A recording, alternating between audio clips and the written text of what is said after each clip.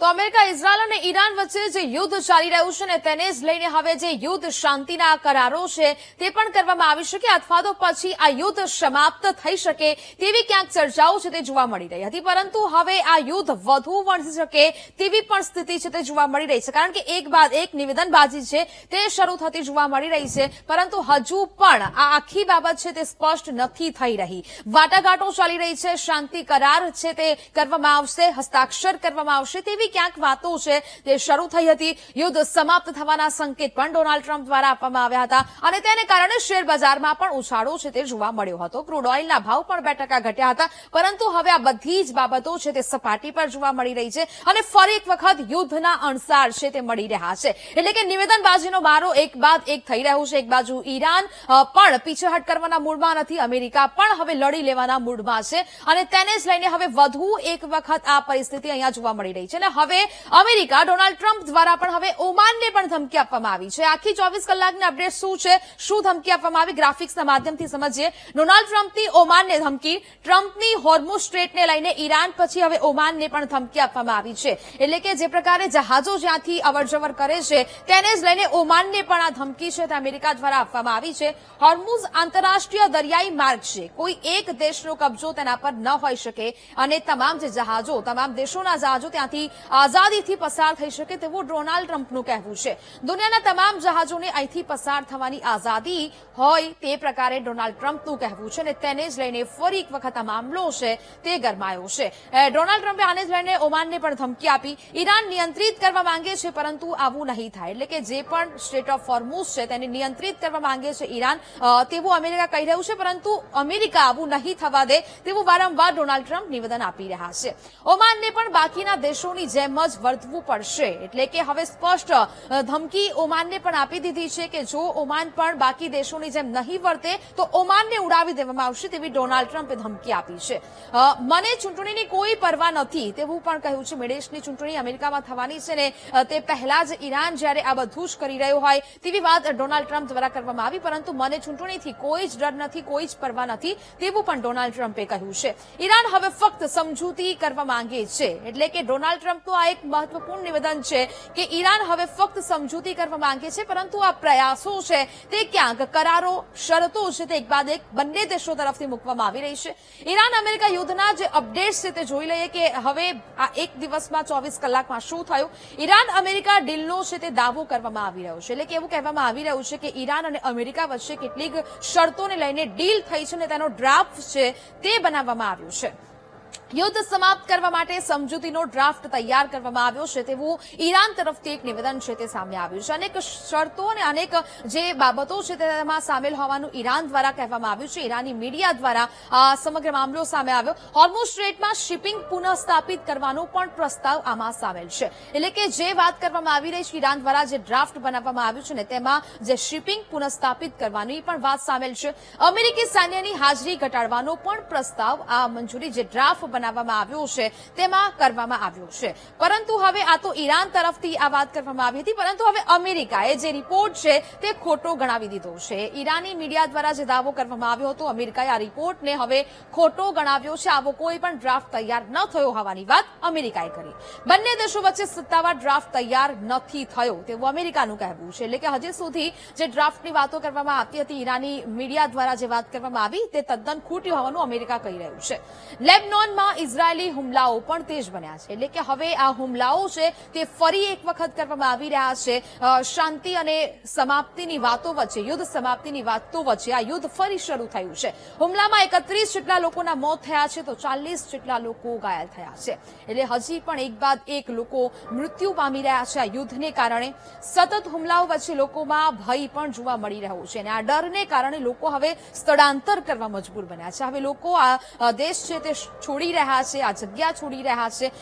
તેને જ લઈને હવે લોકોમાં ડર જોવા મળી રહ્યો છે. ઇઝરાયેલે ગાઝામાં હમાસ કમાન્ડરને પણ મારવાનો દાવો કર્યો છે. એટલે કે હવે ઇઝરાયેલે ગાઝામાં હમાસના કમાન્ડરને પણ મારવાનો આ દાવો છે તે પણ કરી દીધો છે. જુલાઈ 2025 એટલે હવે વાત કરીએ ભારતની, ઈરાને ભારતીય નાવિકોને છોડી દીધા હોવાનો પણ આ દાવો, અને એ પણ એક મહત્વપૂર્ણ સમાચાર. જુલાઈ 2025 થી જે ભારતીય નાવિકોની અટકાયત કરી લેવામાં આવી હતી, ઈરાન દ્વારા કરવામાં આવી હતી, તે લોકોને હવે છોડવામાં આવ્યા છે. ઈરાને લાંબા રાજદ્વારી પ્રયાસો બાદ 10 નાવિકોને મુક્ત કર્યા છે. એટલે સતત આ લોકોને છોડવા માટે ભારત દ્વારા સતત પ્રયાસો છે તે કરવામાં આવી રહ્યા હતા. રાજદ્વારી પ્રયાસો છે તે કરવામાં આવી રહ્યા હતા અને હવે આ 10 લોકોને છોડ્યા છે. તમામ નાવિકો ટૂંક સમયમાં જ હવે ભારત પરત ફરવાના છે. તમામ જે નાવિકો છે તે સુરક્ષિત હોવાનું સામે આવ્યું છે અને ટૂંક સમયમાં તેઓ ભારત પરત ફરશે.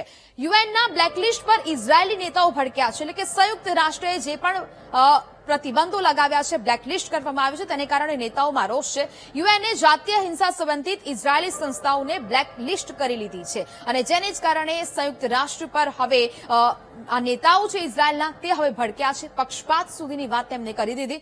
ઇઝરાયેલી વોટર સર્વિસ સહિત કેટલીક સંસ્થાઓના નામ પણ તેમાં સામેલ છે કે જેને બ્લેકલિસ્ટ કરી દેવામાં આવ્યું હોય, જેના પર પ્રતિબંધ મૂકી દેવામાં આવ્યો હોય. એટલે કે તેમાં આ પણ સામેલ છે. બ્લેકલિસ્ટ કરાતા ઇઝરાયેલી નેતાઓનો આક્રોશ છે તે જોવા મળે. એટલે કેટલીક એવી સંસ્થાઓ છે કે જેના પર સંયુક્ત રાષ્ટ્ર દ્વારા પગલાઓ ભરવામાં આવ્યા છે, તેને બ્લેકલિસ્ટ કરી દેવામાં આવી છે. તેને કારણે આક્રોશ છે તે જોવા મળી રહ્યો છે. ઇઝરાયેલે સંયુક્ત રાષ્ટ્રની હવે ટીકા કરી દીધી છે. એટલે કે હવે ઇઝરાયેલે એ પણ કહી દીધું છે કે ક્યાંક પક્ષપાત છે તે કરવામાં આવી રહ્યું છે ઇઝરાયેલ સાથે ને તેને જ લઈને તેમને સંયુક્ત રાષ્ટ્રની ટીકા કરી છે. યુએન ઇઝરાયેલ સામે પક્ષપાતી કરી રહ્યું છે તેવી વાત ઇઝરાયેલ દ્વારા કરવામાં આવી છે. પરંતુ હવે એક નિવેદન અધિકારીઓને એ પણ સામે આવ્યું છે કે જો ઇઝરાયેલની છબી ન બગાડવી હોય તો પછી ઇઝરાયેલી સરકારે સામે આવીને તેનો જવાબ રજૂ કરવો જોઈએ. ઇઝરાયેલની છબીને નુકસાન થઈ રહ્યું હોવાની વાત છે તે કરવામાં આવીને તેને જ લઈને હવે સરકાર આગળ આવીને તેને વિશે શું સ્પષ્ટતા કરે છે તે પણ જોવું રહ્યું.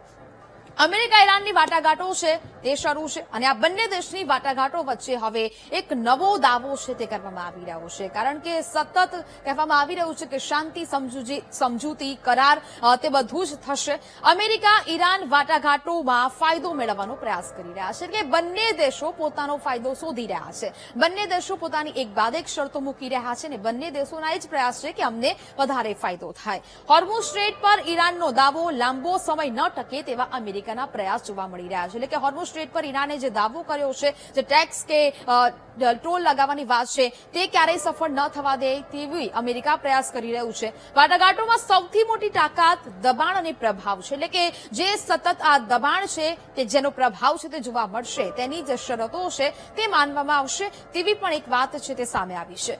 બંને દેશ વચ્ચે વધતી લશ્કરી અથડામણ પરિસ્થિતિને વધુ ખરાબ કરી શકે છે. એટલે કે જો હજી પણ આ પરિસ્થિતિ વણશે છે અને હજી પણ યુદ્ધ ચાલુ રહેશે અથવા તો બદલો લેવાની ભાવનાઓ રાખવામાં આવશે તો હજી પણ પરિસ્થિતિ છે તે હજી વણસી શકે છે. દેશોનું વલણ નહીં બદલાય તો પસાર થતા જહાજો પર સીધી જ અસર જોવા મળશે. જો બંને દેશો બદલો લેવાની ભાવના રાખશે તો પછી આ યુદ્ધ ક્યારેય નહીં ખતમ થાય અને તેની જ અસર જે જહાજો સ્ટ્રેટ ઓફ હોર્મુઝમાંથી પસાર થાય છે તેના પર થશે. તેલ અને ગેસના પુરવઠા પર પણ તેની અસર જોવા મળશે. એટલે કે જે પુરવઠો ત્યાંથી પસાર થાય છે, તેલ, ઓઇલનો, ગેસ પુરવઠો, તેને પર પણ સીધી અસર છે તે જોવા મળશે અને અનેક એવા દેશો છે કે જે તેનો ઉપયોગ કરે છે. હવે વાત કરીએ કે યુદ્ધ વિશે એક્સપર્ટ શું કહી રહ્યા છે. ઈરાન યુદ્ધથી દુનિયાનું એનર્જી પ્લાનિંગ છે તે બદલાઈ રહ્યું હોવાની વાત છે તે એક્સપર્ટ દ્વારા કરવામાં આવી છે અને તેને લઈને ચિંતા પણ એક્સપર્ટ દ્વારા વ્યક્ત કરવામાં આવી છે. યુદ્ધ તણાવની અસર આખી દુનિયાની ઉર્જા વ્યવસ્થા પર પડી રહી છે. એટલે કે સતત જે તણાવ વધી રહ્યો છે આ યુદ્ધને કારણે તેની જ સીધી અસર છે તે અહીંયા દુનિયાની ઉર્જા વ્યવસ્થા પર પડી રહી છે તેવું પણ એક્સપર્ટ્સનું માનવું છે. ઓઇલ અને ગેસ લાવવા નવો રસ્તો શોધવા માટે ઘણા દેશો હવે પ્રયાસ કરી રહ્યા છે. એટલે કે સ્ટેટ ઓફ હોર્મુઝમાં જે પ્રકારની મુશ્કેલીઓ પડી રહી છે અને તેને કારણે અનેક એવા દેશો છે કે જે હવે નવો રસ્તો મેળવવા માટેના પ્રયાસો છે તે શરૂ કરી દીધા છે. અન્ય દેશો પર નિર્ભરતા ઘટાડવા ઘરેલું એનર્જી સિસ્ટમ હવે મજબૂત કરવામાં આવી રહી છે. એટલે કે ઘણા એવા દેશો છે કે તે હવે આત્મનિર્ભર બનવા માંગે છે, નિર્ભરતા ઘટાડવા માંગે છે. તેને કારણે આ એનર્જી સિસ્ટમ છે તે હવે મજબૂત કરવામાં આવી રહી છે અને તેને જ લઈને હવે એક્સપર્ટ્સ કહી રહ્યા છે કે હવે આ નવો રસ્તો અનેક દેશો છે તે અપનાવી રહ્યા છે. ખૂબ મોટા ઉર્જા સંકટનો સામનો કરી રહી છે દુનિયા. એટલે કે અત્યારે જે પ્રકારની આ પરિસ્થિતિ જોવા મળી રહી છે તેને કારણે દુનિયાના અનેક દેશો એવા છે કે જે ઉર્જા સંકટનો સામનો કરી રહ્યા હોય. 1970ના દાયકાના ઓઇલ સંકટ સાથે પણ સરખામણી કરી દેવામાં આવી. 1970નો એ દાયકો હતો કે જ્યારે પણ ઓઇલની આટલી સંકટ છે તે જોવા મળી હતી અને હવે આ એક સમય છે કે અત્યારે પણ હવે 2026માં પણ એ પરિસ્થિતિ છે તે અત્યારે જોવા મળી રહી છે.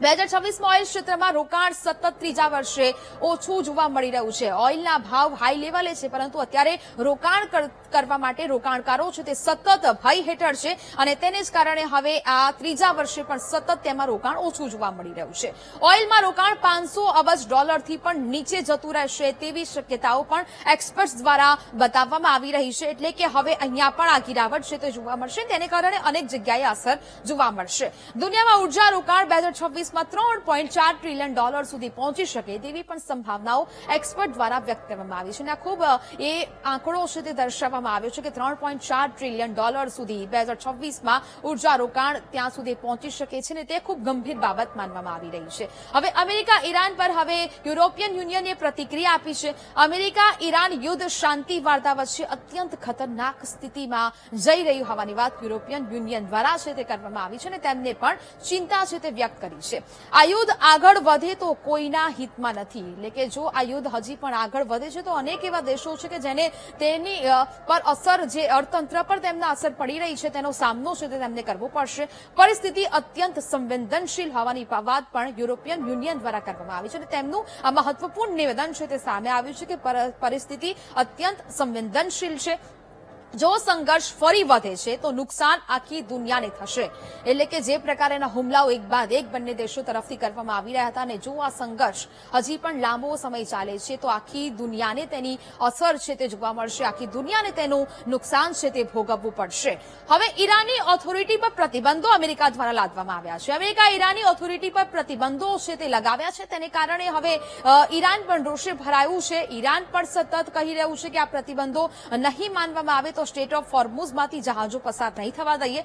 ઈરાનની નવી બનાવેલી પર્શિયન ગલ્ફ સ્ટ્રેટ ઓથોરિટી પર પ્રતિબંધો અમેરિકાએ લાદી દીધા છે. અમેરિકાએ કહી દીધું છે કે અમે આ ઓથોરિટીના નિયમો છે તેનું પાલન નહીં કરીએ, કારણ કે આ એક માર્ગ છે તે આંતરરાષ્ટ્રીય માર્ગ હોવાની પહેલા જ વાત ડોનાલ્ડ ટ્રમ્પે કરી દીધી છે. હોર્મુઝ સ્ટ્રેટ અને તેની આસપાસ જહાજોની અવરજવરને નિયંત્રિત કરવા માંગે છે ઈરાન. તેને જ લઈને આ વાત મંજૂર નથી અમેરિકાને. તેને જ લઈને હવે આ પ્રતિબંધો છે તે ઓથોરિટી પર લાદવામાં આવ્યા છે. હોર્મુઝમાં પસાર થતા જહાજોએ ઈરાની રિવોલ્યુશનરી ગાર્ડને હવે આ માહિતી છે તે આપવી પડશે. એટલે કે IRGCને આ માહિતી છે જે પણ જહાજ ત્યાંથી પસાર થાય છે તેને આપવી પડશે.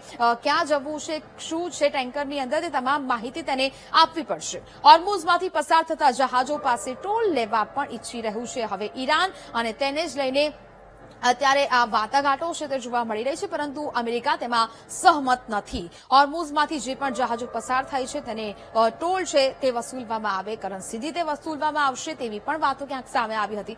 અમેરિકાના પ્રતિબંધો પછી જહાજો સામે એક મોટી મુશ્કેલી છે તે ઊભી થઈ રહી છે, કારણ કે એક બાજુ અમેરિકા અલગ વાત કરી રહ્યું છે, એક બાજુ ઈરાન અલગ વાત કરી રહ્યું છે ને તેને કારણે દુનિયાના અલગ અલગ દેશોના જહાજો મુશ્કેલીમાં મુકાયા છે. જહાજો ઈરાનની ઓથોરિટીનું પાલન નહીં કરે તો હોર્મુઝમાંથી પસાર નહીં થવા દે. IRCCએ સ્પષ્ટ કહી દીધું છે કે જો આ ઓથોરિટીના નિયમોનું પાલન નહીં કરવામાં આવે તો હોર્મુઝમાંથી જે જહાજો છે તેને જ નહીં પસાર કરવા દઈએ અને આ હોર્મુઝ સ્ટ્રેટ છે તે સંપૂર્ણપણે બંધ કરી દઈશું.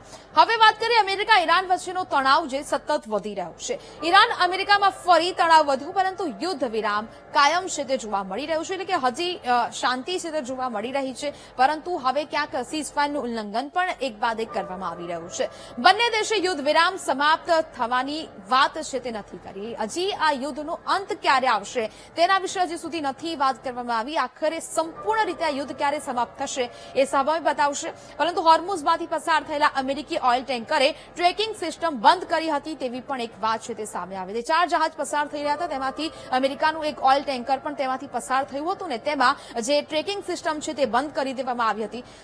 IRCCએ ઓળખ જણાવવા કહેતા કોઈ પણ જવાબ આપવામાં નહોતો આવ્યો. જે ઓથોરિટી નિયમો બનાવ્યા છે તે હેઠળ પ્રશ્ન કરવામાં આવ્યો હતો કે ટેન્કરની અંદર શું છે અને ક્યાં લઈ જવામાં આવી રહ્યું છે, ટ્રેકિંગ સિસ્ટમ કેમ બનશે, તેવા સવાલોનો કોઈ જવાબ નહોતો આપવામાં આવ્યો. અને ત્યારબાદ ઈરાની દળોએ ચેતવણી આપવા માટે ફાયરિંગ કર્યું હતું. આ ફાયરિંગ કરીને ઈરાની દળો દ્વારા આ ફાયરિંગ કરવામાં આવ્યું ને ત્યારબાદ ફરી અમેરિકાએ પણ તેના પર હુમલો કરી દીધો. અમેરિકી સેનાએ બંદર અબ્બાસ પોર્ટ નજીક 3 સ્થળો પર ત્યાં હુમલો કરી દીધો. એટલે અહીંયા જે પ્રકારની પરિસ્થિતિ સર્જાઈ ત્યાં ફરી એક વખત આ ફાયરિંગ થયું, ફરી એક વખત હુમલાઓ છે તે અનેક સ્થળો પર કરવામાં આવ્યા. એટલે કે તણાવ ભરી પરિસ્થિતિ ફરી એક વખત જોવા મળી.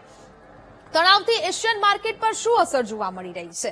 અમેરિકા ઈરાન વચ્ચે વધતા તણાવની અસર હવે ગ્લોબલ માર્કેટ પર પડી રહી છે અને આ જ ગ્લોબલ માર્કેટને કારણે હવે રોકાણકારો પણ ક્યાંક ડરી રહ્યા છે. રોકાણ કરતા પહેલા હવે રોકાણકારો પણ સીધો જ ખાલી નફો મેળવીને ત્યાંમાંથી બહાર નીકળી જવા માંગે છે. એશિયાના ઘણા શેર બજારો હવે ઘટાડા સાથે ખુલી રહ્યા છે અને તેને જ કારણે હવે રોકાણકારો પણ ચિંતામાં મુકાયા છે. દક્ષિણ કોરિયા, હોંગકોંગ અને ઓસ્ટ્રેલિયાના શેર ઇન્ડેક્સમાં નબળાઈ જોવા મળી. એટલે કે સપ્તાહના પહેલા દિવસે જ્યારથી શેર બજાર ખુલ્યું ને ત્યારથી જ આ ઇન્ડેક્સમાં નબળાઈ છે તે જોવા મળી રહી છે. ક્રૂડ ઓઇલના ભાવમાં તીવ્ર વધારો જોવા મળી રહ્યો છે. ક્રૂડ ઓઇલના ભાવ સતત વધી રહ્યા છે, પરંતુ અહીંયા પણ રોકાણકારો રોકાણ કરવા માટે હજી પણ ભય વ્યક્ત કરી રહ્યા છે. ક્રૂડ ઓઇલના ભાવમાં સતત વધારો થઈ રહ્યો છે. બ્રેન્ટ ક્રૂડની કિંમત વધીને $95 પ્રતિ બેરલથી ઉપર પહોંચી ગઈ છે અને તે પણ એક ખૂબ જ ચિંતાજનક વાત છે. ક્રૂડ ઓઇલ સતત મોંઘું થઈ રહ્યું છે અને તેની અસર અનેક દેશો પર છે તે જોવા મળી રહી છે. હવે જે પ્રકારે આ સમગ્ર પરિસ્થિતિ છે તે જોવા મળી રહી છે અને તેને જ કારણે હવે આ તમામ જગ્યાએ હવે એવું કહેવામાં આવી રહ્યું છે, સંયુક્ત રાષ્ટ્ર દ્વારા પણ એક ચિંતા વ્યક્ત કરવામાં આવી રહી છે. યુરોપિયન દેશો દ્વારા પણ હવે એવું કહેવામાં આવ્યું છે કે આખરે હવે આ યુદ્ધ સમાપ્ત થાય અને હવે અનેક દેશો જે નુકસાનીનો